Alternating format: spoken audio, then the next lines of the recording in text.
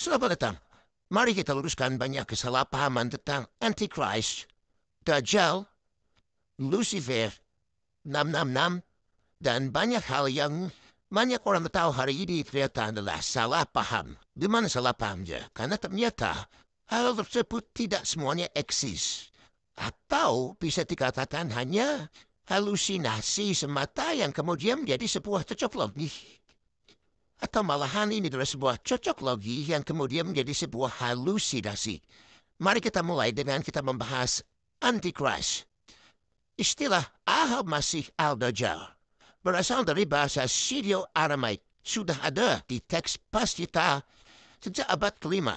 Sebuah teks terjemahan yang menerjemahkan Alkitab dalam bahasa Syrio-Aramaik.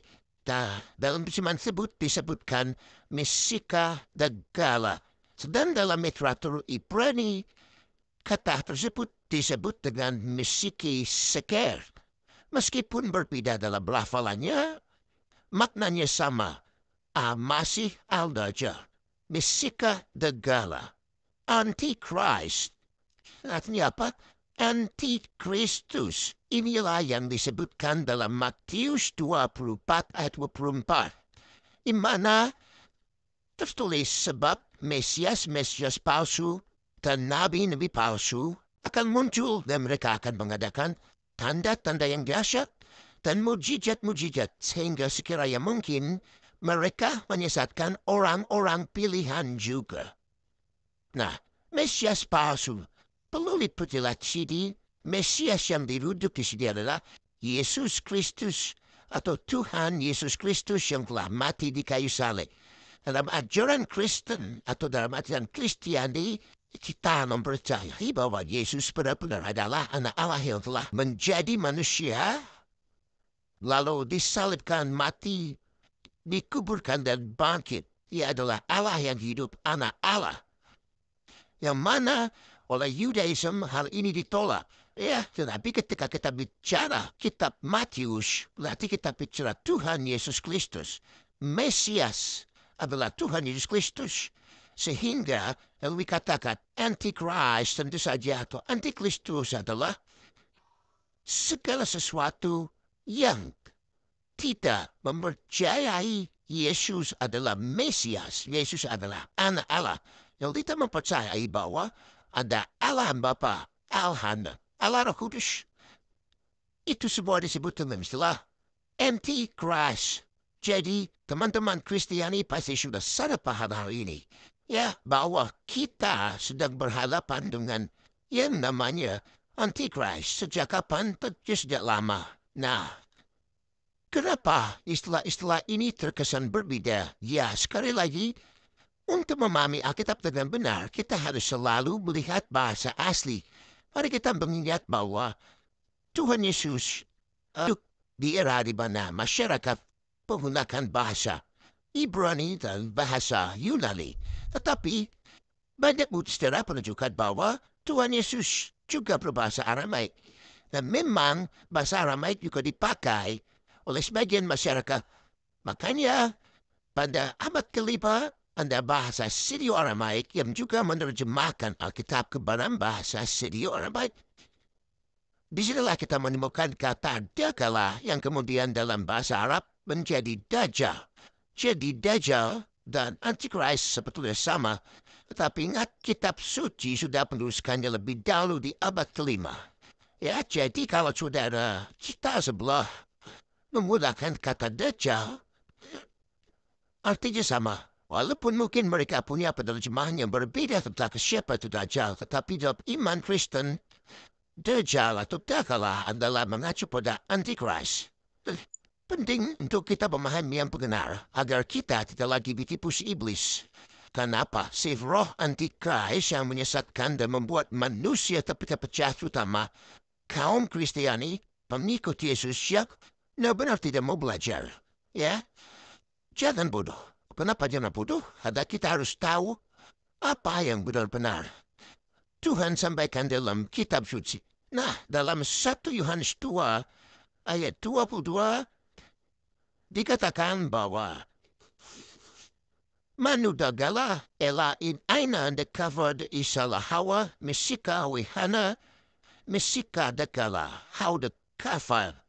Ya, ini kafar itu kafir. Jadi kata kafir pun sudah ditulis dalam bahasa Syrio-Aramaik, ya, di mana dikatakan bahwa seorang antikras itu nantinya uh, adalah seorang yang dikatakan di sini bahwa seorang yang antikras adalah seorang yang pembohong.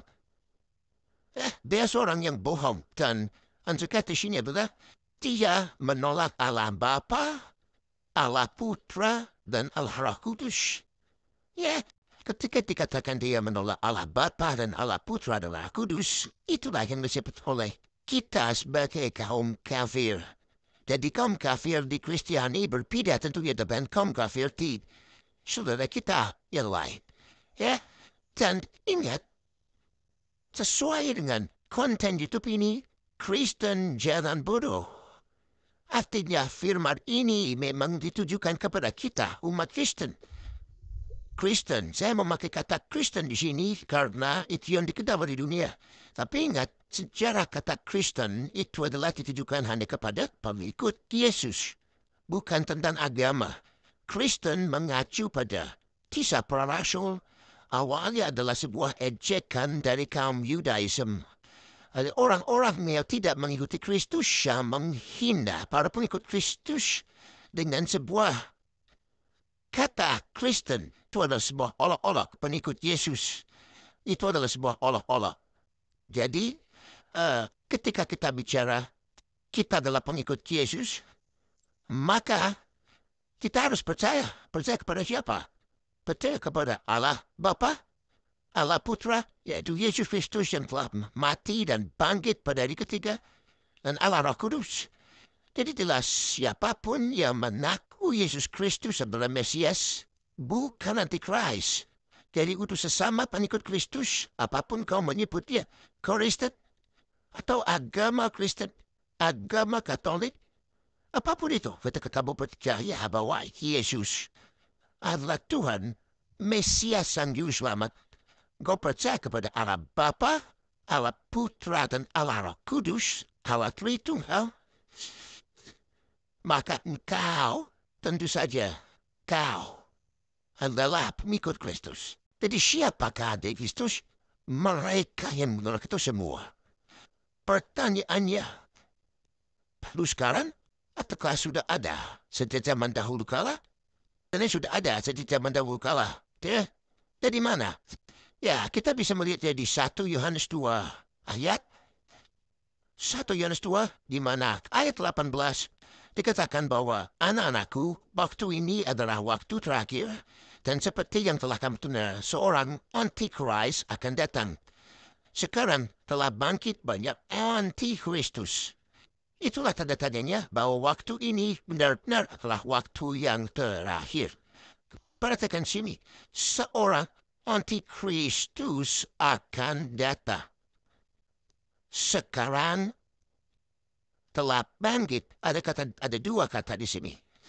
Akan datang, tapi juga ada kata sekarang telah bangkit. Artinya apa? Sejak dahulu, sekarang itu sejak dahulu sudah ada antikris. Penyesat itu? Penyesat seperti apa? Ini yang menyesatkan dari zaman rasul-rasul bahwa mereka itu roh antikris ada untuk menyesatkan orang-orang bahwa Yesus bukan Mesias. Yesus bukan Juru Selamat. Tidak ada Allah anak. Allah tidak memberanakan. Nah, hal seperti itu adalah hal-hal yang bisa kita sebut sebagai roh antikristus. Padahal dengan pemahamannya benar kita tahu bahwa ini bukan soal Allah anak dan Allah Bapa, bukan seperti manusia. Manusia yang memakai nafsunya, memperanakan manusia lagi, ya, berhubungan badan lalu mempunyai anak, bukan seperti itu. Ya, Allah Bapa dan Allah anak adalah simbolik, simbol spiritual. Bukan lahiriah mengandung dan melahirkan. Ya, siapapun yang menolak itu bisa disebut ada roh antikris. Roh yang menghalangi manusia untuk percaya bahwa Allah telah mengutus siapa yang diutus? Yesus, Sang Juru Selamat, Mesias. Ya, jadi dikatakan sini antikristus sekarang.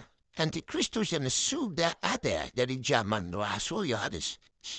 Dan ketika Rasul Yohanes menginjil, dia sudah menuliskan ada roh antikristus sekarang pada masa tersebut. Dan siapakah roh antikristus yang akan datang? Nah, ini kita bicara eskatologi. Ini kita bicara antikristus yang nanti ada di kitab Pajung. Dan akan kita bahas berikutnya mengenai apa yang disebut dengan nam. Nah, sekarang kita lompat ke kitab Wahyu. Dalam kitab Wahyu, ya ketika kita bicara nam, maka kita akan dipertemukan dalam sebuah fakta unik dan fakta menarik. Apa itu fakta unik dan fakta menarik? Mari kita buka di Wahyu 13 ayat 18. Yang penting di sini ialah hikmat. Barang siapa yang bijaksana, baiklah ia menghitung bilangan binatang itu. Karena bilangan itu adalah bilangan seorang manusia. Dan bilangannya ialah 666. Ketika kita membaca terjemahan Alkitab Indonesia, maka kita akan menemukan kalimat 666. Ingat, ini sebuah kalimat. Bukan angka triple six. Bukan angka triplet six. Triplet 6. Triple six. Atau 6, angka 6. 6 dan 6 yang disampingkan. Disandingkan. Berbeda. Ya, kita lihat dalam terjemahan bahasa aslinya, ini menggunakan bahasa Yunani.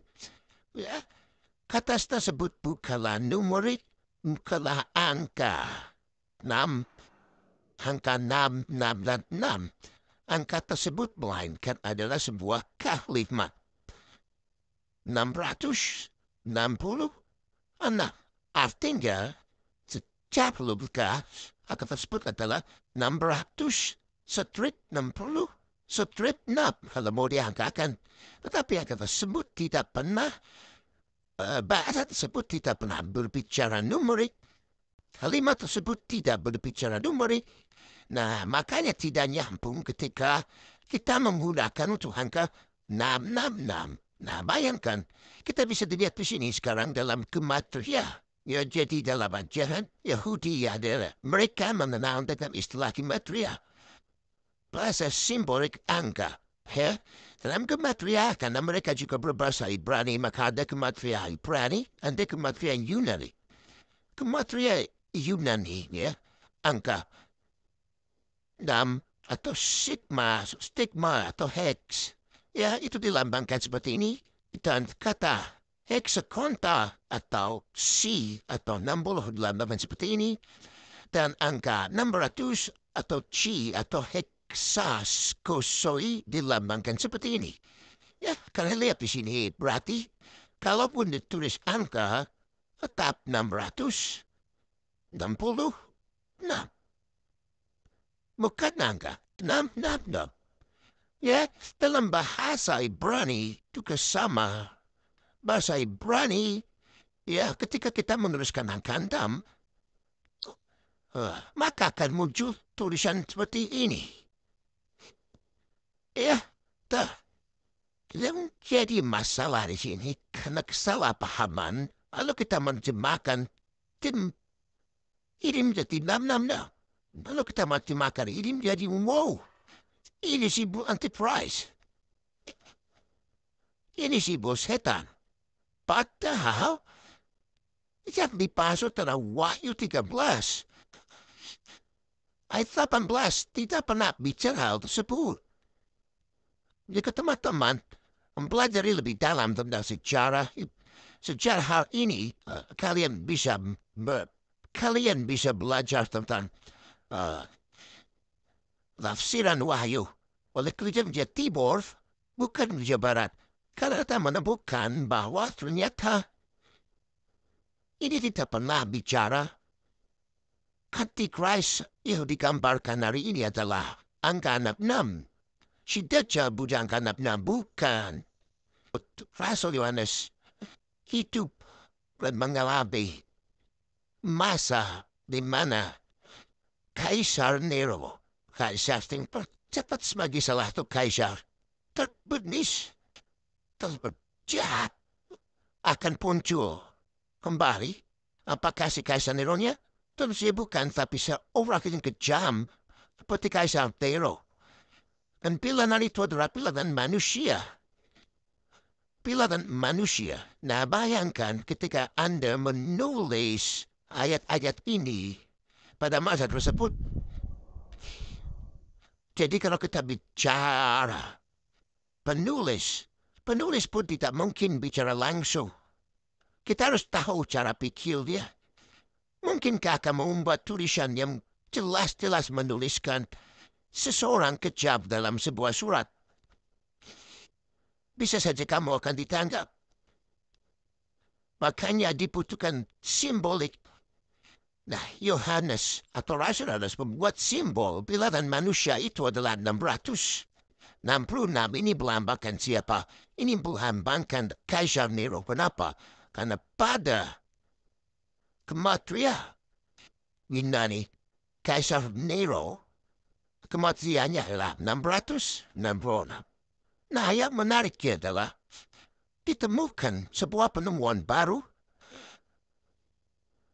pada masa modern ini, sebuah temuan bahwa tulisan asli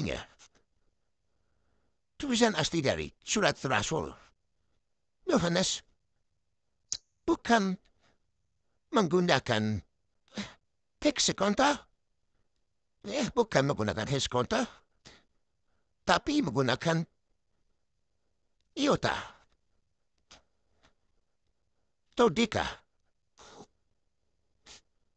Nah, bagaimana jika ternyata angkanya adalah 610? Nah, di hitungan kematian itu juga Kaisar Nero. Jadi bagaimana penulisan Kaisar Nero? Itu kita bisa lihat dalam kalimat tersebut. Dalam temuan pada tahun 2005 yang ditemukan dalam sebuah fragmentary papyrus yang dinamai Papyrus 115 yang diambil dari situs Oxyrhynchus. Ini adalah papyrus asli. Dalam bahasa tulis ini ibaratnya penulisan nama Kaisar Nero itu menggunakan nun atau tidak. Itulah kalau pakai pemahaman dalam bahasa-bahasa Timur Tengah. Penulisan Kaisar Nero itu bisa dua, ini atau ini, penggunaan nun atau tidak. Dua-duanya ternyata mengacu pada Kaisar Nero. Jadi angka ini bicara adalah sebuah ilustrasi bahwa suatu hari nanti ada seorang antichrist yang kejamnya seperti Kaisar Nero. Jadi kita tahu di sini antichrist yang dimaksud pada akan datang dalam wahyu adalah seseorang manusia yang kejamnya seperti Kaisar Nero. Bukan Antichrist 666 yang angka ini kemudian menjadi angka sakral yang ditakuti oleh banyak penafsir hari ini. Itu semua teologi barat. Itu semua adalah bagaimana teologi barat menerjemahkan, membuat simbol-simbol yang sejatinya tidak perlu. Yang sejatinya hanya penyesatan. Ini juga yang terjadi dalam pemahaman kita mengenai Lucifer. Banyak orang menerjemahkan Lucifer adalah lama dari Raja Setan. Come on, man. Jangan bodoh. Kata Lucifer pertama kali diterjemahkan dalam King James. Pada abad keempat, di terjemahan King James, kata Lucifer dipakai dalam Yesaya 14 ayat 12. Ini adalah bagaimana ketika kitab suci Alkitab ini diterjemahkan ke dalam bahasa Latin. Jadi sebelumnya tidak ada bahasa Lucifer. Rasul tidak mengenal Lucifer. Yesus pun tidak mengenal pasal Lucifer. Lucifer pasal Latin.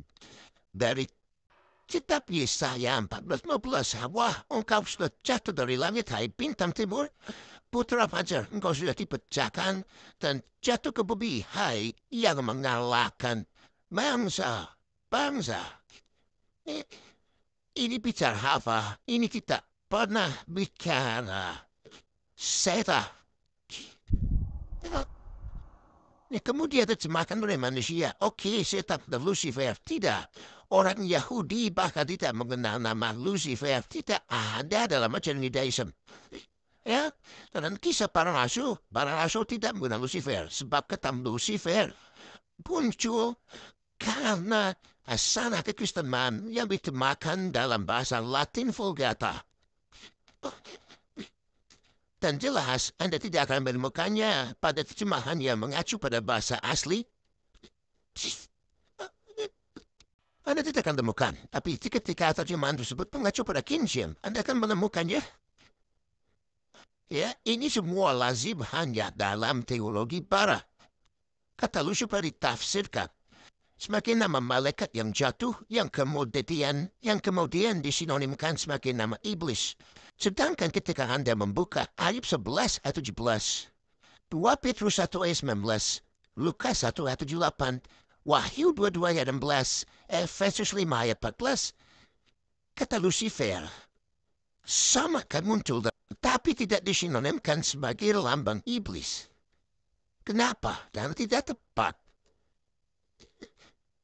Kata yang sama, itu lain, tidak menjadi iblis lagi.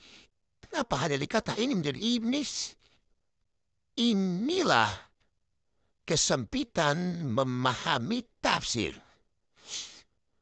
Akhirnya mencocok lebihkan Lucifer. Lah nama orang aja setan. Harus semua manusia menjadi takut mendengar kata Lucifer. Hei, teman-temanku, saudara-saudaraku, sahabat-sahabatku, Kristen zaman bodoh, stop mengakui Lucifer atau setan itu adalah salah tafsir yang kemudian menjadi cocokologi dan menjadi halusinasi sampai hari ini. Jadi sebuah halusinasi buat orang-orang yang memang halus, ya katakan. Ya, orang-orang yang mengaku indigo punya karunia melihat ide itu. Ingat firman Tuhan, ujilah segala sesuatu. Teman-teman bisa melihat, kita ada di zaman yang modern, kita ada zaman informasi terbuka. Sudah banyak sekali informasi terbuka. Apa itu yang disebut disassociative trans disorder? Itu yang ada di TV-TV. Itu yang di media pindia. Yang sekarang masuk ke YouTube, TikTok, kita semua. Penelusuran alam gaib. Apalagi? Ya, kau tahu udah cerdas lah. Dan mulanya PC paranormal. Lalu semakin ke sini. Ya, mengaku anak Tuhan. Mulai muncul. Menjadi tukun Kristen lah. Istilahnya. Kan. Mana ada dukun Kristen? Hanya dengan habel-habel saya pernah mengikuti gereja setan dan bertobat.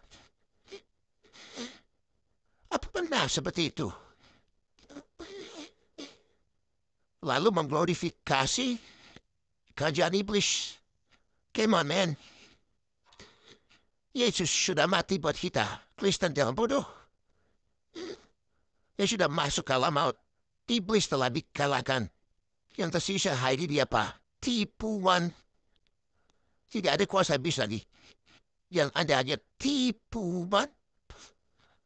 Roh Antikristus memang ada. Tapi roh Antikristus itu adalah menipu. Dari sejak zaman Rasul Yohanes mereka ada untuk menipu. Masih maukah kita ditipu? Ini salah satunya. Menipu lewat angka 66 yang kita takuti. Menipu lambang nama Lucifer kita takuti. Yang semua omong kosong. Salah tafsir. 66 yang ada di Wahyu bicara seseorang yang akan jahatnya seperti Kaisar Nero. Lucifer yang ada di Terjemahan hari ini yang disalahartikan juga Lucifer ya sebenarnya artinya salah kaprah. Itu bahasa Latin yang tidak ada kaitannya dengan sosok Randy Iblis. Jadi yang kalian dengarkan antara tipuan iblis menipu lah sosok-sosok yang menceritakan bahwa ini adalah Citra Alia, bahwa ini adalah ini. Mereka ingin menipu supaya apa? Supaya manusia takut. Sekali lagi, Kristen jangan bodoh. Ya, jadi jangan lagi takut pada simbol-simbol sesat ini. Ini simbol sesat sesungguhnya. Pada saat sesuatu ini, pada saat ini yang membuat kita takut. Tercepat kita tidak lagi percaya Kristus telah menang. Kristus telah benar. Semuanya ini omong kosong. Jangan dengarkan. Jangan kau ketakutan. Oh, seseorang merasa ketakutan. Oh, saya dirasuki oleh Lucifer. Saya ini dinikahi oleh Lucifer. Omong kosong. Ya, itu sebuah dalam dunia kedokteran disebut Dissociative Trans Order. DTD. Azim bisa mempelajari banyak tuna kesehatan. Kita sudah coba modern. Buka. Apa itu dissociative trans disorder? Ya, bagaimana? Sesuatu yang kita percaya menjadi sugesti dan bisa muncul menjadi sebuah imajinasi. Ketika kita percaya nama Lucifer adalah iblis, kita berimajinasi. Sini kita melihat gambaran halusinasi, kita menganggap dia adalah iblis. Padahal itu semua halusinasi. Ya, dan iblis orang di kelas memang senang kita sesuatu itu. Supaya kita takut dan kita terkecoh dan kita melupakan fokus yang seharusnya menjadi fokus nama kita, Yesus Kristus Tuhan. Demikian adalah hal yang dapat kita pelajari. Kita ketahui hari ini bahwa antika itu memang nyata. Dan zaman Paulus, tetapi nam dan Lucifer itu telah halusinasi. Ini tidak eksis, hanya cerita karana. Dan kita tidak perlu takuti lagi. Dan sesuai dengan channel ini, marilah kita membaca. Kita baca Galatia 1:6. Aku heran bahwa kamu begitu lekas berbalik daripada dia yang oleh kasih karena Kristus telah memanggil kamu dan mengikuti suatu Injil lain yang sebenarnya bukan Injil, hanya ada orang yang benar. Salahkan kamu dan yang bermaksud untuk memutarbalikkan Injil Kristus. Itulah Antikris. Sudah ada dari zaman dulu. Rasul Paulus pun berbicara yang sama. Dia ingin memutarbalikkan Injil Kristus, bahwa Yesus Kristus adalah Mesias, bahwa Yesus adalah Mesias. Di ayat 10, jadi bagaimanakah sekarang? Adakah aku cari kesukaan manusia atau kesukaan Allah? Adakah ku coba berkenan kepada manusia? Sekiranya aku masih mau mencoba berkenan kepada manusia, maka aku bukan hamba Kristus. Channel ini dibuat untuk apa? Galatia 3. Di sinilah kenapa channel ini dibuat. Oh hai orang-orang Galatia yang bodoh. Siapakah yang telah mempersonahkan kamu? Siapa yang telah mempersonahkan? Bukankah Yesus Kristus yang disalibkan itu? Andakah kamu menerima roh karena mengakadugum Taurat atau karena kepercaya kepada pemberitaan Injil? Kamu telah menerima keselamatan, teman-teman. Kita semua telah menerima keselamatan. Oleh kematian Yesus Kristus telah injil keselamatan kita terima. Jangan mau disesatkan. Jangan mau lagi disesatkan. Roh Antikristus yang membuat engkau terpesona. Dengan kuasa-kuasa iblis yang tidak jelas itu. Kuasa-kuasa iblis yang palsu itu. Kristen jangan bodoh. Sekali lagi, Kristen jangan bodoh. Demikian kebenaran firman yang di episode pertama ini kita sampaikan. Terima kasih telah menonton. Dan jika ini memberkati, silakan bagikan ke teman-teman kalian. Bagikan channel ini. Kita akan kembali lagi dengan bahasan-bahasan lain. Bersukacitalah senantiasa dalam Tuhan. Tetaplah berdoa dan jangan bodoh. Ciao.